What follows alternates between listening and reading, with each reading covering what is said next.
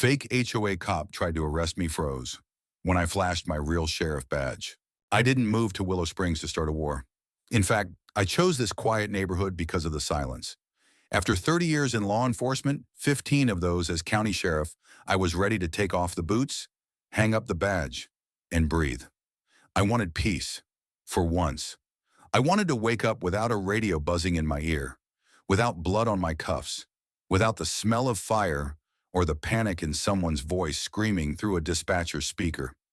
My name's Bill Rowan, and I should have known better than to think peace comes easy. It started 2 weeks after I moved in. They called him Officer Brent, a stocky, self-important guy with wraparound sunglasses and a buzz cut that screamed overcompensation. He wore a navy blue vest with HOA enforcement stenciled across the back like he was part of a tactical unit. His truck had flashing amber lights. He even had a radio clipped to his belt that squawked. To no one. At first, I thought he was harmless. A wannabe with too much time on his hands. Until the day he tried to arrest me. The first incident was minor. Brent knocked on my door holding a clipboard and said my mailbox was non-compliant with HOA aesthetics. It's a mailbox, I replied, sipping coffee in my front yard. It's the one the Postal Service installed. Doesn't matter. He huffed. It's the wrong color and height. I smiled, choosing not to flash credentials. I'm not part of any HOA. He smirked. You live in Willow Springs. That makes you part of it, not legally. My parcel predates the development. I own the land outright. There's no deed restriction or HOA covenants tied to it. That's when something dark flickered behind his mirrored shades. We'll see about that. Over the next week, Brent escalated. He left me 5 violation notices taped to my door, each more ridiculous than the last. One said I parked my truck facing the wrong direction on my private driveway. Another claimed my American flag was too large for the visual harmony of the cul-de-sac. But the final straw wasn't a notice. It was when he smashed my mailbox to enforce compliance. I caught it on my security camera. Brent, in broad daylight, walking up with a crowbar and wrenching the metal post from the concrete. He tossed it into his truck like it was trash. I watched the footage 3 times before I got up from the couch. Peace was over. The next day, I confronted him calmly in the middle of the street. You vandalized federal property, I said, holding my phone up with the footage paused mid-swing. I was executing an HOA order, he snapped. There's no valid HOA here. And even if there was, you don't have arrest authority. Then he said it. I'm placing you under citizen's arrest for obstruction of HOA enforcement. He actually reached for cuffs. That's when I pulled out my badge. Real, gold-plated, issued by the state of Texas, and still valid under my lifetime commission? Wrong move, I said, watching his eyes widen. But this wasn't just about one fake cop. No, this was bigger. As I'd later learn, Brent wasn't acting alone. He was the muscle for a fake HOA scam that had drained tens of thousands from newcomers, many of them elderly or non-native English speakers. Fines, fees, compliance assessments. All of it fake, all of it backed by threats and bluster. And now they'd picked the wrong retiree. Because I wasn't just a former sheriff, I was still the law. And I was done being quiet. Brent's hand froze in midair when he saw the badge. I didn't raise my voice. I didn't reach for my belt. I just let the metal flash under the afternoon sun. The unmistakable seal of the state of Texas glinting beside the words, Sheriff, retired with commission. Step back, I said calmly. A vein twitched in his neck, but his hands dropped. You. This is impersonation, he stammered. You're faking that badge, son, I said, stepping toward him.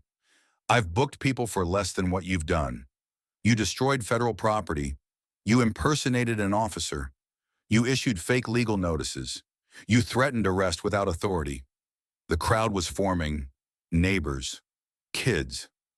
A jogger had stopped and pulled out his phone. I suggest you leave, I said, before I call the actual sheriff's office and let them take it from here. Brent backed away slowly, eyes scanning the watching faces. His confidence melted under the heat of reality. The amber lights on his truck blinked pathetically as he jumped in and sped off down the street. That was the moment I knew this wasn't over. Not by a long shot. I spent the next 2 nights digging. The fake citations Brent had posted all listed the Willow Springs Property Preservation Committee as the issuing body. Sounded official, right, but I looked through every county record I had access to, and I still had more access than most, thanks to my lifetime badge. There was no registered HOA, no bylaws, no articles of incorporation, no filed tax records. The committee wasn't even a real legal entity, but they had a website, a slick one, 2 logo, contact number, downloadable forms. Someone had put real money into making this scam look official. I ran the domain, registered anonymously, traced the server to a private hosting firm in Nevada, typical laundering step for shell operations. Then I found something interesting. Payments.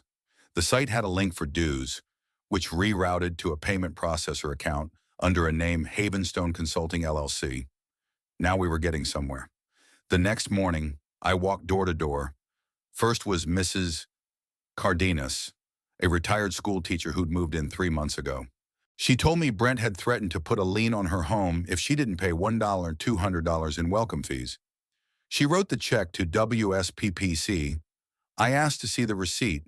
It had the same font, the same seal, the same scam. I visited 5 more homes. All had paid something. Some, like Mr. Patel, had forked over thousands. He thought it was legitimate. He showed me an assessment bill for a cracked sidewalk, $3,000. He said it was part of my buyer's contract. Mr. Patel said, his hands trembling. I didn't want trouble. They all didn't want trouble. That's how these scams worked. Predators counting on silence, shame, and confusion. But I wasn't afraid of trouble. I was made to deal with it. By the end of the week, I'd assembled a folder 3 inches thick, evidence, receipts, screenshots, Brent's photo, the whole scheme. I brought it to my old department, where my friend Deputy Carla Ruiz worked. She looked it over, whistling low. You're telling me this guy's been posing as HOA enforcement for months at least. And there's more. I handed her the payment tracing. Carla blinked. This LLC, that name's familiar. She typed fast, scanning public records, then she stopped. Holy hell. What Havenstone Consulting is registered to Miriam Hanley. My spine stiffened. Miriam Hanley was the actual president of the so-called HOA. She'd never come to my door, but her name was on every letterhead. She lived 4 streets over in the biggest house on the block. Platinum blonde hair, 4-inch heels, and a reputation for keeping the neighborhood in order. Now I knew how she did it. She wasn't just enabling Brent. She was running the con. I didn't confront Miriam right away. First, I did what any good lawman would do. I baited the trap. I called the number listed on the Willow Springs website and requested a callback about some compliance questions. She called back in 30 minutes. This is Miriam from the Willow Springs Committee, she chirped. All fake sugar. How can I help? I received a violation about my lawn. Just wanted to pay it and be done. Oh, good. You're one of the cooperative one, she said, dropping the mask slightly. I don't want any issues, I said. I just moved here. I'm retired. I keep to myself. You sound like a perfect neighbor. If you'd like to avoid further notices, we offer a priority clearance program, just $500 annually. Where do I send it? Oh, we do digital payments. I'll text you the link. She hung up. The link came 5 minutes later, and that was all I needed. I brought everything to Carla again. This time, she looped in a federal liaison. Why? Because Miriam had unknowingly crossed a line that brought her scheme into federal territory: wire fraud, misuse of mail services, and impersonation of official authorities. They opened an investigation. I stayed quiet until Brent came back. He showed up 3 days later, this time flanked by 2 other officers in matching fake uniforms.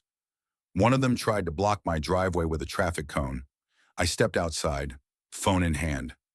Touch that cone again, I warned, and I'll have your truck impounded for obstruction. Brent puffed up. We warned you.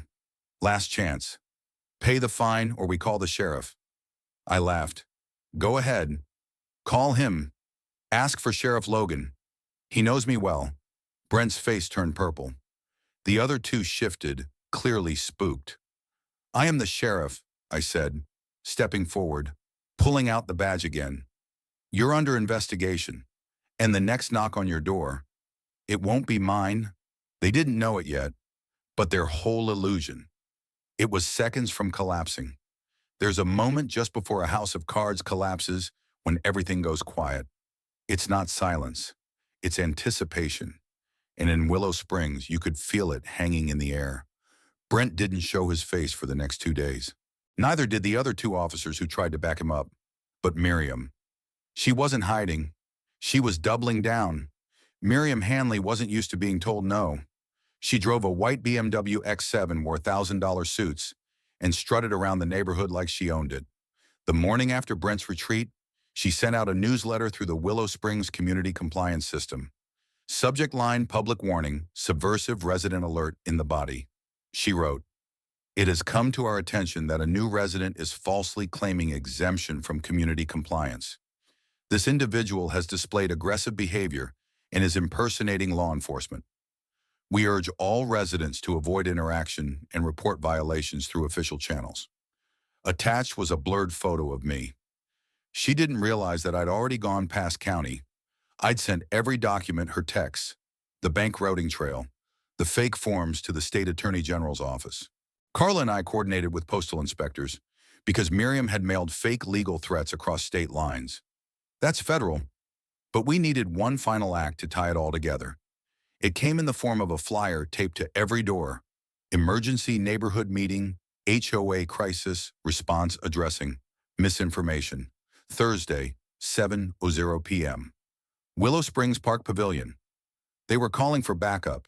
I knew it, so I showed up, in plain clothes, with my badge tucked in my back pocket and a recording device in my boot.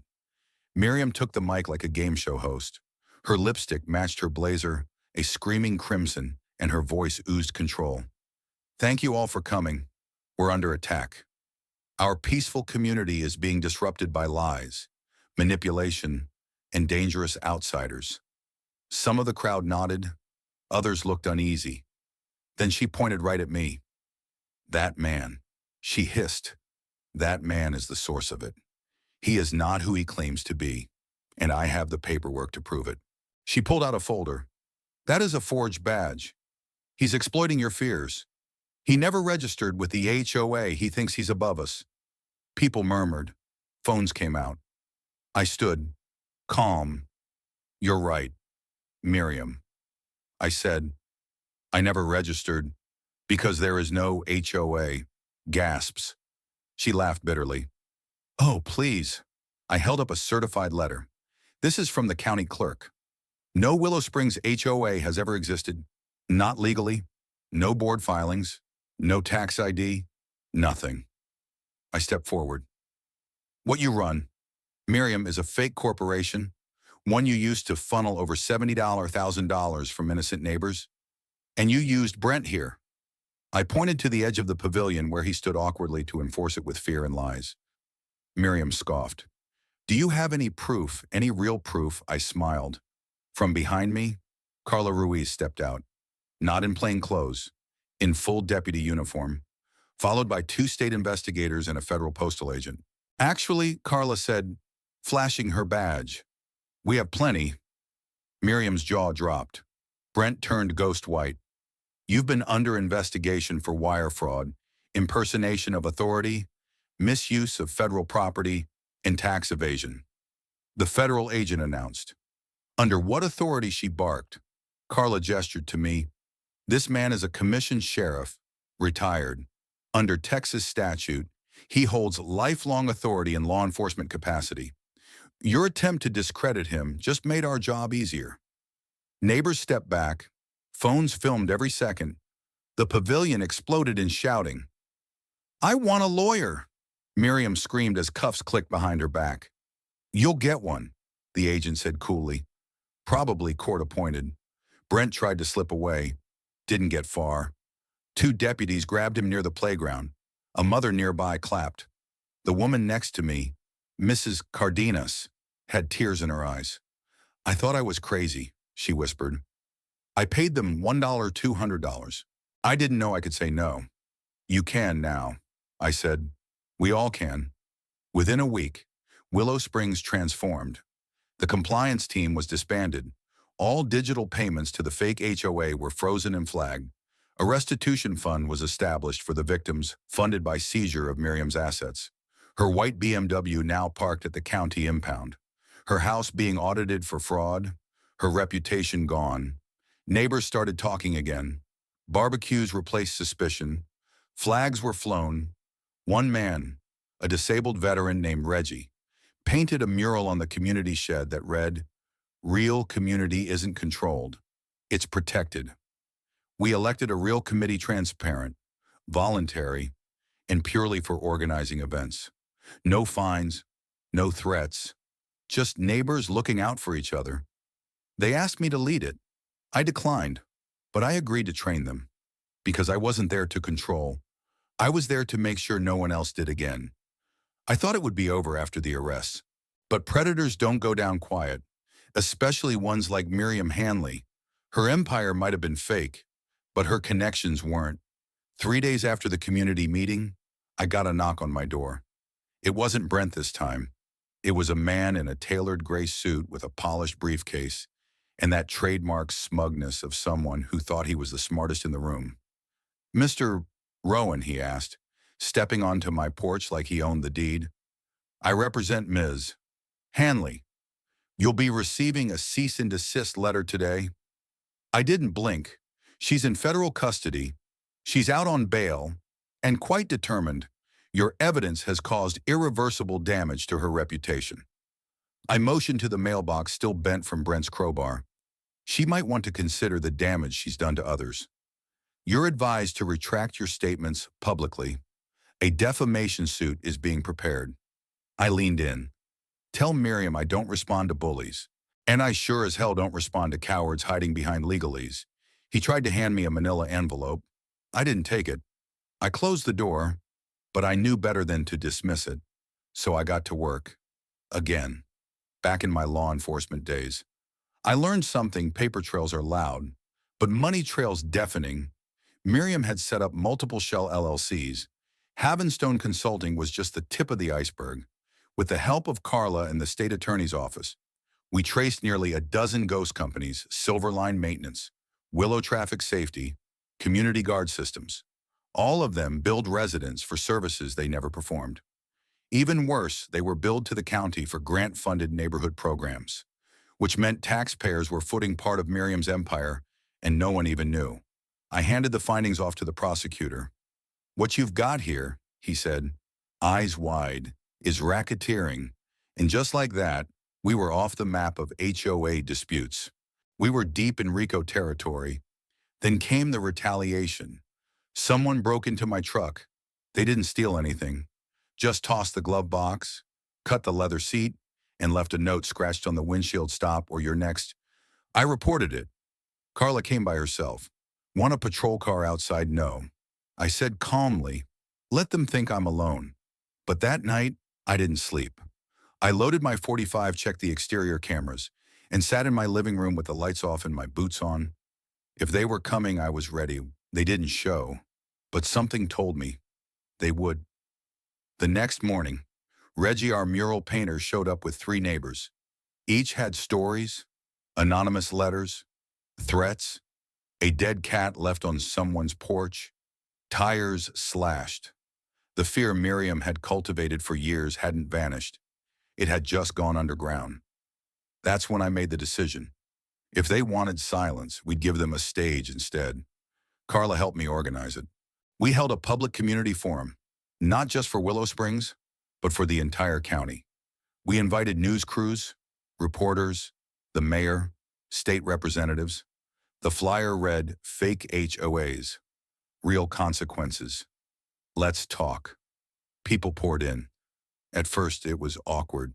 No one wanted to speak. Then Reggie took the mic, told his story about being fined $500 for flying the U, sent a flag during Memorial Day. Then Mrs. Cardenas stood up and described crying after Brent threatened to lien her house. Then more hands went up. Dozens. One woman broke down saying she paid $7 in safety fees over 2 years, believing it would protect her autistic son. And there, under the lights and cameras, the illusion shattered completely. The AG's office announced an official lawsuit against Miriam and all affiliated shell companies. They froze her accounts. They seized her home pending auction. Even her bail was revoked after she sent threatening messages through proxies. She was remanded back to jail. Brent, he flipped, took a deal. He admitted to forging inspection reports, falsifying credentials, and intimidating residents. In exchange for testimony, he avoided jail but lost everything else. His truck, his phony vest, even his house repossession. But the biggest win wasn't legal, it was cultural. Neighbors started organizing Real Neighborhood Watches voluntary, transparent, and diverse. They checked in on the elderly, helped mow lawns for veterans, offered babysitting swaps for struggling single parents. What Miriam had pretended to build through fear, we rebuilt for real, through trust, through truth, through each other. I got one final letter a week later, certified mail, no return address. Inside was a single piece of paper, typed, "You ruined everything. I will never forgive you." I held it over the sink, lit a match, watched it curl to ash. She was right about one thing. I did ruin everything. Everything fake. Everything corrupt. Everything rotten. And sometimes that's exactly what justice looks like. The neighborhood was quiet again.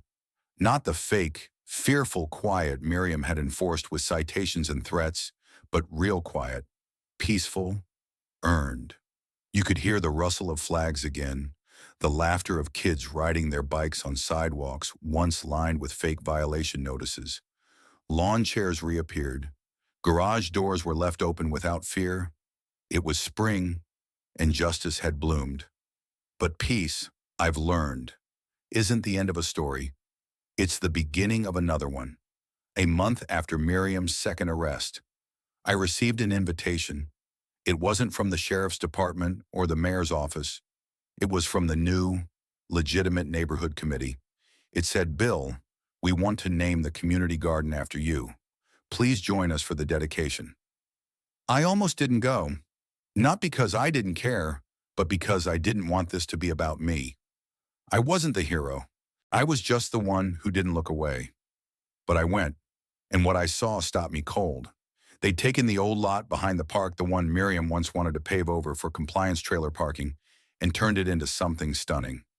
Raised beds filled with tomatoes, bell peppers, sunflowers, benches made from reclaimed wood. And in the center, a bronze plaque set in stone that read, "Truth is the strongest shield," dedicated to Sheriff Bill Rowan. I had to look away for a second, because no badge, no courtroom victory, no arrest felt heavier than that. Reggie put a hand on my shoulder. "You gave us our voice back." I didn't say anything. I just nodded. But karma wasn't done with Miriam Hanley. Her trial began in early June. The courtroom overflowed with people, victims, journalists, curious locals. I sat in the second row with Carla and Deputy Jones. The prosecution laid it all out: 14 counts of wire fraud, 8 counts of impersonating a public official, 3 federal mail fraud charges, 1 RICO violation for orchestrating a criminal enterprise. Miriam showed no remorse. She walked into court like she still ran Willow Springs. Designer blazer, painted smile. A woman who still thought the world bent to her tone of voice. But this time no one bent. Not the judge, not the jury, and not the community. The verdict came back unanimous guilty on all counts. She was sentenced to 18 years in federal prison. No parole for the first 10. Restitution ordered over $128,000 repaid to victims. The moment the sentence was read, I looked at her, and for the first time, Miriam looked small, not just physically, but spiritually. Like the walls she'd built around herself with fake rules and fake power had finally crumbled, and she had no idea how to live without them. The community didn't just move on, it evolved. The new leadership team implemented transparency measures. No dues, no fines, all votes public, every meeting live-streamed. We held monthly events, free cookouts, movie nights, service days.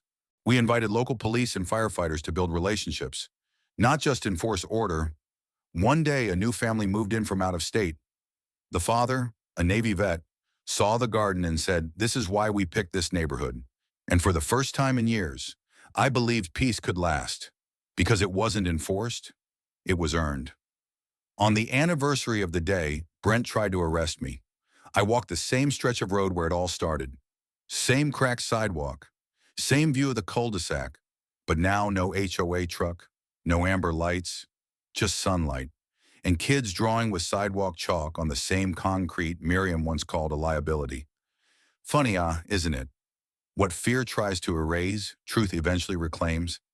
If you've ever been bullied by fake authority, if someone has used fear to control you, if your community has been divided by those pretending to protect it, speak, stand, investigate.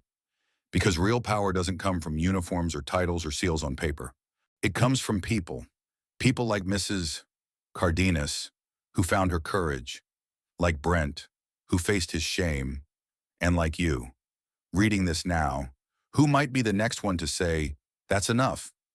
Was Miriam rightfully punished? Should communities have more protection from fake HOAs? Share your thoughts. Let's talk about what justice really means and how we can build it together.